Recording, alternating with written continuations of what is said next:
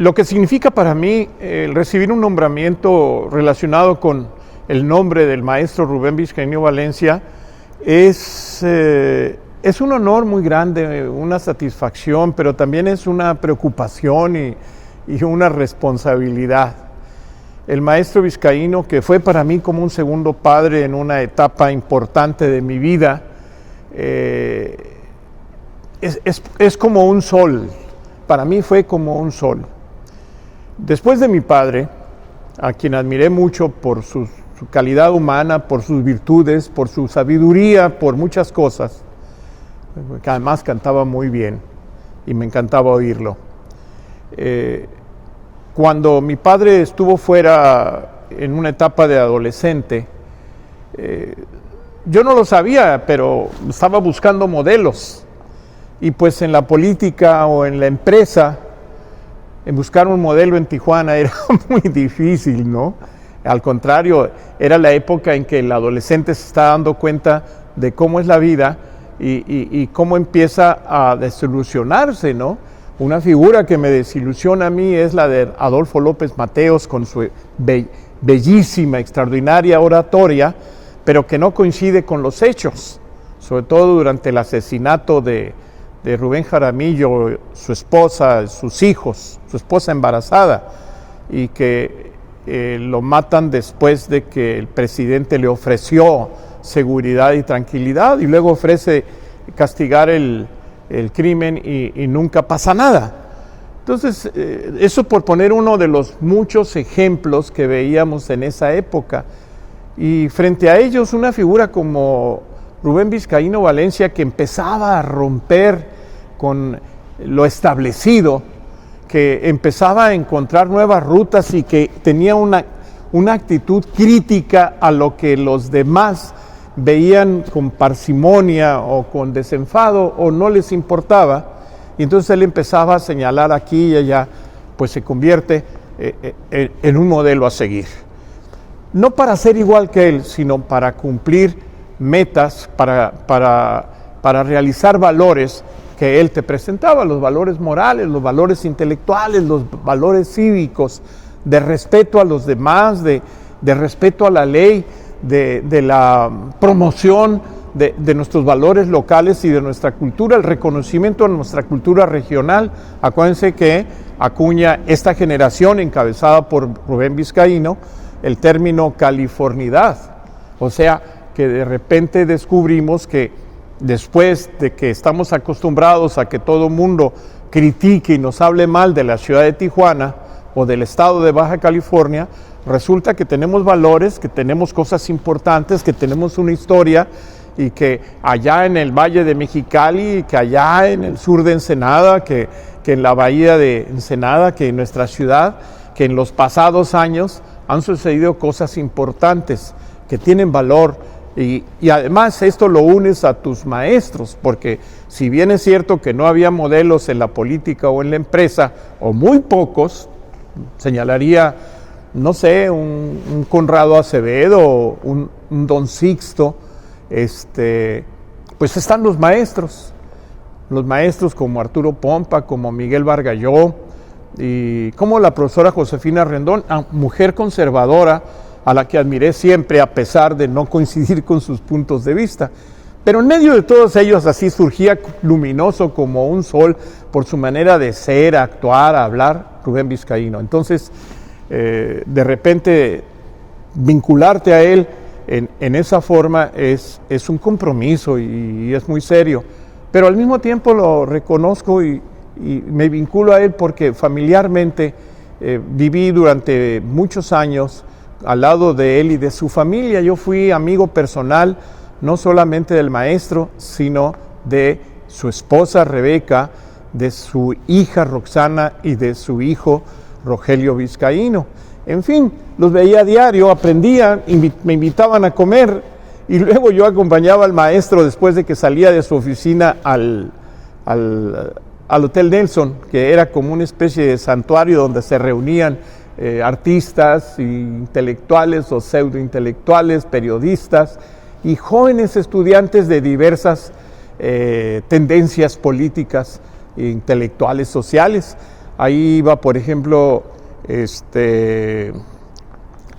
pues figuras como Patricio Bayardo, que era un joven de derecha, muy honesto, muy inteligente, fue siempre mi amigo. Incluso lo conocí antes que a Vizcaíno, a Patricio Bayardo, lo conocí en 1958-59 cuando llegó a Tijuana, ya que vivíamos en la misma colonia. Ahí vivíamos en las mismas calles, amigos como los hermanos José Luis Venegas, Javier Venegas, Ángel Venegas, el padre de José Luis, el padre de Julieta. Ahí lo conocí muchas gentes porque en la colonia Ruiz Cortines vivió mucha gente interesante, mucha gente importante, entre ellos Luis Jaime González Castellanos, no sé si se acuerdan de él, el güero, el tecladista y director de los Rocking Devils, que fue compañero mío en la primaria y en la secundaria. Entonces ahí tuvimos la oportunidad de conocer a muchas personas que después han sido interesantes, gente importante. Víctor, el famoso golfista, vivía en la misma calle que yo. El periodista, ¿cómo se llama? El director de Huella, que incluso me invitó allá por los años 60 a escribir en la revista, el periodista Rogelio Lozoya Godoy. Ascanio Fernández Pinto, el abogado, vivía ahí, conocí a algunos de sus hijos, menores, mucho menores que yo, en fin. Y estamos hablando de una Tijuana que era más chica, ¿no? Por un lado, y por otro lado, el hecho de que el profesor Vizcaíno viviera en la calle Constitución entre Tercera y Cuarta, arriba del famoso comercio conocido como el Nuevo Japón, y que trabajara a cuadra y media de su departamento, y que tú tenías que bajar al centro de la ciudad, de las colonias, para ir a cualquier otra parte, bancos, gobiernos, escuelas, parques, todo, pues hacía que nos concentrábamos muchas personas en esos lugares. Además, había los cafés del centro donde te reunías a componer el mundo, con las ideas y las ilusiones de los años 60, cuando tenías entre 14, 15, 16, 17, 18 años con tus amigos jóvenes de izquierda, porque además las personas que más resaltaban en las escuelas que conocí eran los jóvenes de izquierda. En aquella época no había una gran militancia de jóvenes de derecha, de panistas, por ejemplo, había 2, 3, uno de ellos, el propio Patricio Bayardo, muy querido y respetable, otro que le decíamos el Tejón, Prudencio B. Rodríguez, que después se hizo trotskista en la Ciudad de México, ya fallecido también, y algunos jóvenes priistas con los que llegamos a tener relación, como Ramos, Gabriel Ramos, que después se hizo dirigente comunista y tuvo un trabajo muy importante en los grupos de maquiladoras, en la formación de los sindicatos de maquiladoras. Ahí conocí a Enrique Briceño. Bueno, Enrique Briceño lo conocí desde los años 60.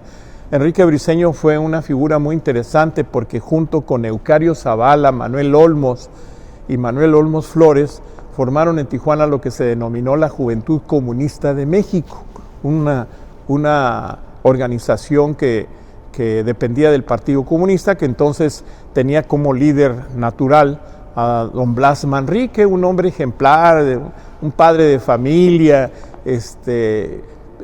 increíble. Si tú lo veías, platicabas con él por las tardes en la tienda de su hermana y decías, ¿cómo es que este hombre es el líder de los mítines, no?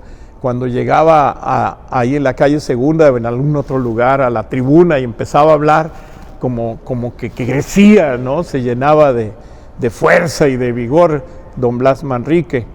Un buen hombre, un excelente padre de familia, un buen esposo, es decir, fuera de lo que puede pensar la gente acerca de lo que entonces se pensaba de los comunistas, ¿no? Como verdaderos monstruos tenebrosos allá metidos en la semiclandestinidad.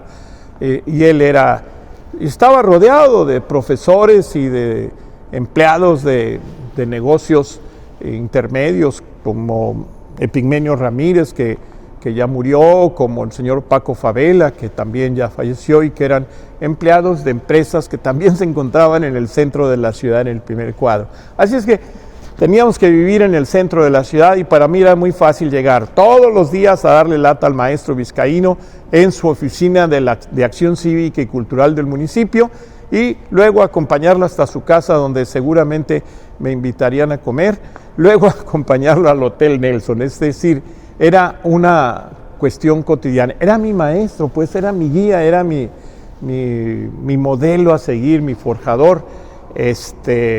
Nunca fue mi profesor en la clase, yo no estuve en la prepa de la UABC, yo fui alumno de la Lázaro Cárdenas, que entonces se llamaba Preparatoria Federal.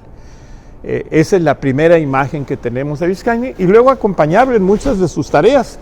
Por ejemplo, él me ofreció el primer trabajo pagado que tuve en mi vida. Un día me dijo, maestro, compita, necesito un secretario. Sí, profesor. Y dije, pero usted me sirve. Maestro, yo no sé escribir a máquina. No importa, usted me sirve, usted va a ser mi secretario. Está bien, maestro, como usted diga. ¿Y qué hago? Por lo pronto, vete a repartir estos boletines y me traes de regreso unos cafés. O sea, tenía yo 15 años. Yo creo que era natural, ¿no? Y con todo gusto. Además, estar en la oficina de Rubén Vizcaíno era un aula. Llegaban ahí artistas, escritores, músicos, periodistas, gente interesante y figuras que hoy los vemos como forjadores de la Baja California en ese tiempo. Por ejemplo, el maestro Cabezud, don Pablo L. Martínez. Es decir, yo no tenía en ese momento muy clara la dimensión de con quién estaba yo hablando cuando estaba platicando con don Pablo L. Martínez. Mejor dicho, no se puede platicar con esas personas, si les haces una pregunta y las escuchas. ¿Por qué le va a decir un chamaco de 16, 17 años a un figurón de esos? O a don Carlos Cabezud, que sabía tanto de música, con tanta experiencia, a los que venían de Mexicali, a los escritores de Mexicali, al profesor Aguirre, al ingeniero Walter Mead, y a figuras, yo diré, por ejemplo, como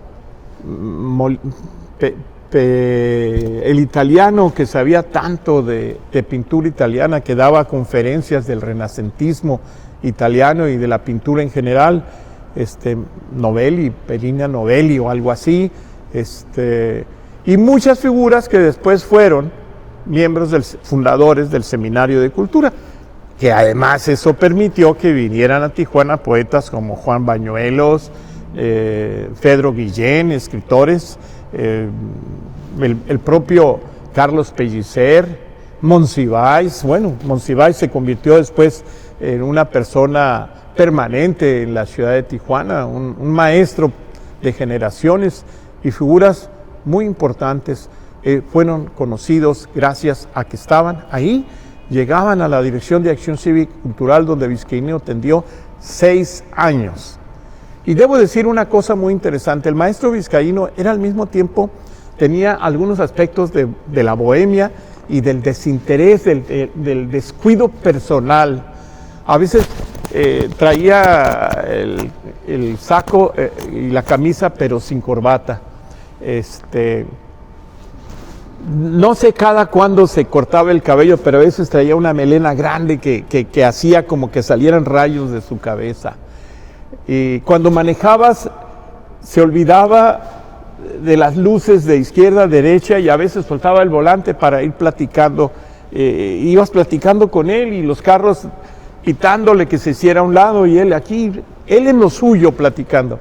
Me acuerdo que en el café a veces se emocionaba tanto que se levantaba.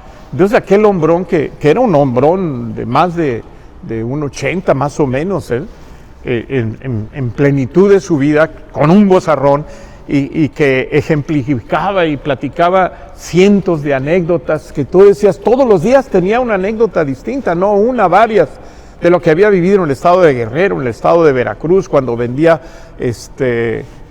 los famosos los calendarios, como llegó a Baja California vendiendo calendarios, que trabajó para Diego Rivera como ayudante allí, que él mismo platicaba el día en tono de protesta corrió desnudo en el campo deportivo de la universidad, cuando fue candidato a presidente de la secundaria y le ganó en la preparatoria le ganó al filósofo, se me olvida un momento, a este filósofo Leopoldo Sea, y luego Sea fue presidente en la universidad y le ganó a él. Y cuando él estudiaba Derecho, estaba en la universidad, era ayudante del otro, de chico trabajó en la Merced cargando bultos, es decir, fue luchador preolímpico, cosas así, y otras muchas que no me atrevería a repetir. Por ejemplo, cuando el día que se iba a suicidar junto con, la poetisa Mondragón le propuso que se suicidaran juntos, ¿no? Y lo que hizo él fue escaparse, la dejó y se fue, o ella, él, ya ni recuerdo, pero conoció a mucha gente importante, porque en la Ciudad de México tienes la oportunidad de conocer a mucha gente importante, aún trabajando en lugares sencillos, como él, y como le sucedió a mi propio padre, que mi padre y él tenían la misma edad, y habían nacido en el mismo año, y habían vivido en el mismo barrio, y habían estudiado en extensión universitaria de la UNAM, que tenía una secundaria nocturna y una preparatoria nocturna. Mi padre estudió en la secundaria nocturna y en la prepa nocturna. El profesor Vizcaíno estuvo en la otra preparatoria, ahí mismo, en el mismo lugar, nada más que uno estaba en la mañana y uno en la tarde. Mi padre no sé por qué dejó de estudiar y se convirtió en artista, y antes había sido bibliotecario, donde conoció a las hermanas tengo entendido, no sé si de Alfonso Reyes o de Vasconcelos, que le permitió también conocer al escritor, a los dos escritores, en la UNAM. Y ahí conoció también mi padre a Eberto Castillo y su hermano Castillo, que vivió aquí en Rosarito. No sé si ustedes recordaron al ingeniero Castillo, que murió el mismo día que su hermano. No se enteraron que estaban muriendo los dos. Eberto Castillo murió el mismo día que su hermano, el ingeniero Castillo, en Rosarito, y que estudiaron en la UNAM. Ahí, en esa biblioteca, mi padre trabajó, y ahí conoció a mucha gente en esa época. No se conocieron él y Vizcaíno, pero después era interesante oírlos platicar, porque, mi padre era un excelente conversador, y aunque estuvo fuera de la ciudad a lo largo de 6, 7 años, que no podía volver porque él nació en El Salvador, y llegó adolescente y se olvidó que no tenía papeles. Entonces un día alguien lo denunció y lo detuvieron, y se fue de México, y tardó un poco en volver. Debo decir algo en defensa de mi padre. En algún momento se hizo pasar por mexicano, y eso era grave. Claro, ahora lo entiendo, sobre todo con los famosos Dreamers de los Estados Unidos. Pues mi padre era un Dreamer, pero mexicano. Y él me enseñó, yo no supe que era salvadoreño hasta ya muy mayor, precisamente cuando se lo llevaron, porque él me enseñó a amar a México intensamente. Y conocer a figuras como mi padre, como Vizcaíno y otras personas más o menos de la misma edad fortaleció mis convicciones y todo eso.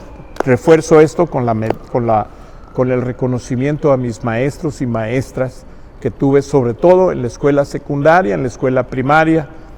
En la escuela primaria recuerdo 2 maestros de 5º año, el profesor Rubén Robles Villaseñor, padre de la directora de este centro, y padre de compañeros míos en la secundaria, Oscar y Mavi Robles, que fueron mis compañeros, y la maestra María del Rosario Blanco Martínez, antigua maestra rural, de las que lucharon en la época de Cárdenas con los agraristas. Esa fue mi maestra en 6º año.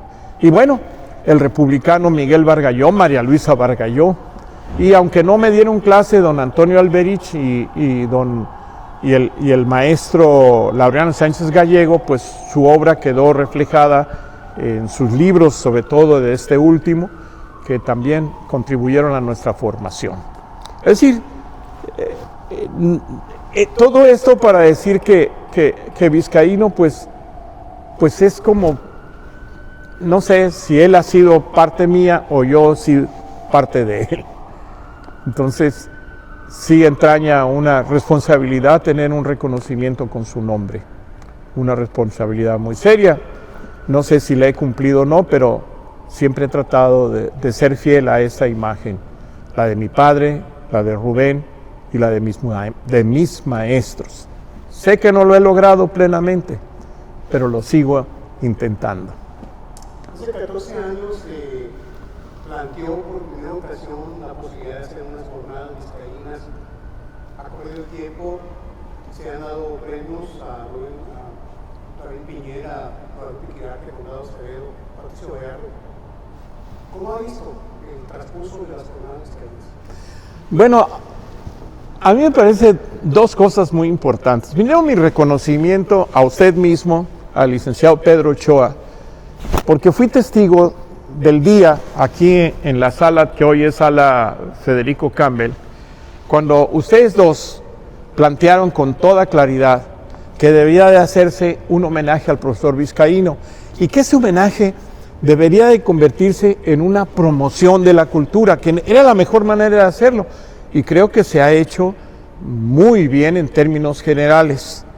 Debo decir que estas cosas son valiosas, que se han extendido incluso a otras ciudades. Usted y yo mismo hemos estado en Comala, estuvimos hace como 4 o 5 años en Comala y en Colima, y fue muy hermoso poder hablar con nuestros amigos colimenses y decirles que aquí tenemos el orgullo de tener a un colimense que contribuyó a muchas cosas, y no uno, tenemos varios amigos queridos, escritores, poetas, licenciados. Yo hice un ensayo para alguno de los simposios donde hablo de los colimenses ilustres en nuestra ciudad, y bueno, son como alrededor de 20 y tantos, incluso algunos, bueno, pues usted mismo es originario de Colima. Mi querido amigo y compadre que falleció desgraciadamente en la Navidad última, Manuel Suárez Soto, que también es colimense. Mi querido amigo que falleció hace 2 años o 3, Manuel Morales Estrada, un gran maestro, más joven que nosotros, pero también proveniente del estado de Colima.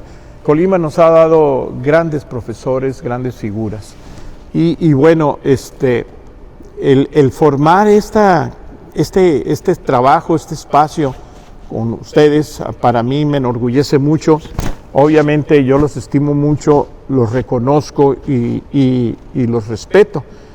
Y yo creo que este tipo de actividades debe contribuir a la unidad y al progreso de la cultura en Baja California. Y claro, de lo que ahí se pueda proyectar hacia otras partes, pues qué bueno, ¿no? Pero hoy las actividades se realizan prácticamente en todo el estado, y hay gente que admira la figura de Vizcaíno y además contribuye a su respeto, a su dignificación con sus propias tareas. Hay figuras muy importantes en el estado de Baja California que ya fallecieron y que también merecen ser reconocidos en el ámbito, en el contexto de las jornadas vizcaínas.